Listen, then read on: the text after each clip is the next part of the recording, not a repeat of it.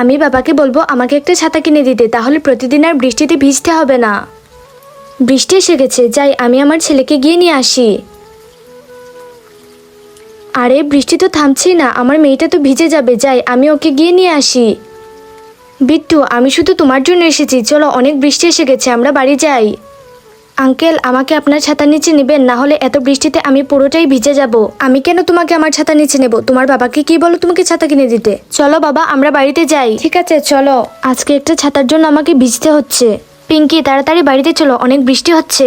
বাবা, আমাকে ছাতা কিনে দাও, আমাকে প্রতিদিন বৃষ্টিতে ভিজে স্কুলে যেতে হয়। ঠিক আছে, আমি তোমাকে ছাতা কিনে দেবো। এখন এই টাওয়েলটা মাথায় দিয়ে চলো। বিট্টু, এই ছাতাটা ভেঙে গেছে, আমি তোমাকে নতুন ছাতা কিনে দিয়েছি, এই নাও। আর এই ছাতাটা ফেলে দাও। ঠিক আছে বাবা। পিঙ্কি, এই ছাতাটা তো ভাঙা, আমি এই ছাতাটা ঠিক করে তোমার জন্য নতুন ছাতা বানিয়ে দিচ্ছি, চলো।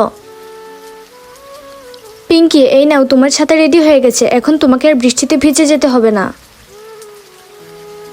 এখন আমাকে আর বৃষ্টিতে ভিজতে হবে না।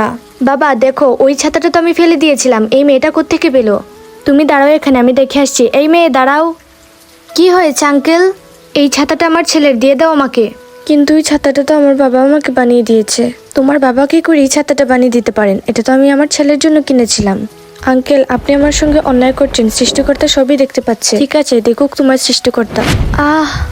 আরে আমি পড়ে গেলাম কি করে? তার মানে মেয়েটা সত্যি বলছিল, সৃষ্টিকর্তা সত্যিই সবকিছু দেখেন। আঙ্কেল, আপনি আমার সঙ্গে অন্যায় করছেন, সৃষ্টিকর্তা সবকিছু দেখতে পাচ্ছে।